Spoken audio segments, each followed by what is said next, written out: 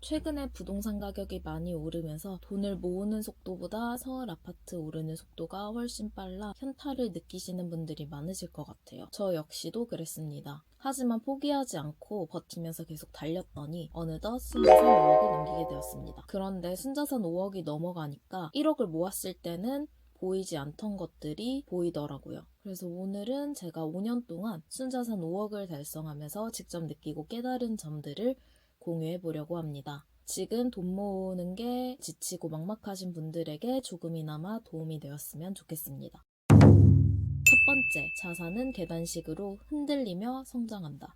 우리가 흔히 미국 주식은 무조건 우상향한다고 하는데요. 지난 3년 동안의 그래프를 월 단위로 쪼개서 보면 하락한 구간이 거의 없이 완만하게 쭉 올라갑니다. 실제로 2024년, 2025년의 미국 주식은 엄청난 불장이었습니다. 그런데 이걸 주 단위로 쪼개서 보면 이야기가 완전히 달라집니다. 지난 3년 동안 최소 12번 이상의 하락이 있었습니다. 제가 5억을 모으면서 지친 이유가 바로 이것 때문이더라고요. 우리는 월봉처럼 계속 성장하고 싶은데 실제로는 매일매일의 주봉을 보며 살고 있기 때문입니다. 저축을 하고 열심히 투자하는데도 자산이 옆으로 횡보하거나 조금씩 줄어드는 시기가 길어지면 지칠 수밖에 없습니다. 하지만 제가 5억을 넘겨보며 확실히 느낀 건 그 지루하고 고통스러운 횡보 구간이 멈춘 게 아니라는 겁니다. 다음 계단으로 올라가기 위해 에너지를 모으는 응축의 시간인 거죠. 지금 여러분의 계좌가 흔들리고 횡보하고 있더라도 절대 포기하지 마세요. 그 지루함을 견뎌내고 우량 자산을 묵묵히 모아가다 보면 어느 순간 자산이 계단처럼 점프하는 그 폭발적인 구간이 옵니다. 두 번째, 썬테크에도 유효기간이 있다. 초반에 돈을 모을 때 절약은 정말 강력한 무기입니다. 저도 처음에 돈을 모을 때는 사람도 잘 안 만나고 쓸 수 있는 돈을 최대한 줄이면서 살았습니다. 왜냐하면 초반에 자산을 형성할 때는 수익률보다 저축률이 훨씬 더 강력하기 때문입니다. 처음에는 짠테크가 정말 효과적입니다. 하지만 평생 안 쓰고 참고 살 수는 없습니다. 그래서 시드머니가 어느 정도 모인 이후에도 계속 아끼기에만 집착을 하면 어느 순간 마음이 먼저 지쳐버립니다. 초반에는 절약으로 속도를 만들고 시드머니가 모이면 투자 공부를 통해 수익률을 높이시면 됩니다. 그리고 돈을 아낄 영역과 어느 정도 지출할 영역을 나눠야 합니다. 그래야 돈도 모으고 삶도 지키면서 오랫동안 롱런할 수 있습니다. 썬테크는 필요합니다. 하지만 평생 하기는 어렵습니다.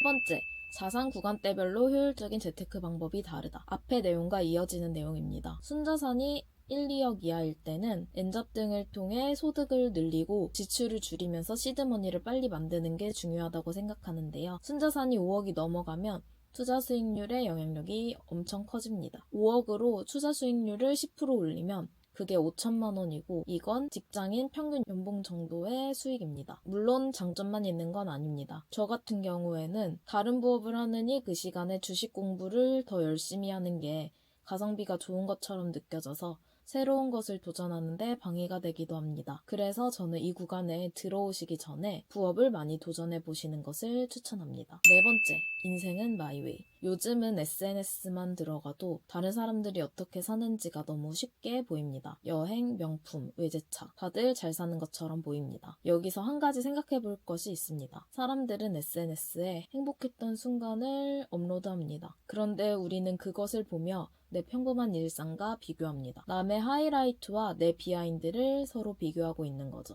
자산을 모으는 과정에서는 이 비교 자체를 끊어내는 게 정말 중요합니다. 만약 지금 SNS를 통해 좋지 않은 영향을 받고 있다면 과감하게 SNS를 중단하는 것도 좋은 방법입니다. 남들이 어떻게 사는지보다 내가 어떻게 살고 있는지가 더 중요합니다. 첫 번째, 선택권이 생긴다. 순자산이 5억을 넘기니까 가장 크게 달라지는 건 생활 수준이 아니라 선택권이었습니다. 예를 들어 5억을 배당률 6%의 자산에 투자하면 세금을 제외하더라도 월 평균 200만 원 정도의 현금 흐름이 생깁니다. 배당률을 더 높게 세팅하면 직장인 평균 월급 정도의 돈이 따박따박 들어오는 거죠. 그래서인지 유튜브를 보면 5억 전후의 자산으로 배당주에 투자를 해서 파이어족이 되신 분들도 꽤 있습니다. 특히 요즘은 원금을 까먹을 수 있지만 분배금을 많이 주는 커버드콜에 투자하여 현금 흐름을 만드는 것도 유행인 것 같습니다. 저는 코시국에 졸업을 해서 구직난을 겪어보니 노후 준비에 대한 경각심이 있었는데요. 이제는 원치 않게 백수가 되더라도 방법이 있다는 생각이 드니까 전보다 여유가 생기더라고요. 이제는 다른 방향의 삶을 전보다 부담 없이 선택할 수 있게 된 것 같습니다. 물론 저는 순자산 10억을 달성해도 일은 계속할 생각이긴 한데요. 인생의 방향을 내가 선택할 수 있다는 것이 꽤나 큰 힘이 됩니다. 오늘은 순자산 5억을 달성하고 느낀 점 5가지를 공유해드렸는데요. 자산은 생각보다 느리고 흔들리면서 계단형으로 성장합니다. 중간에 지치고 흔들리는 구간은 다음 단계로 위한 과정일 뿐입니다.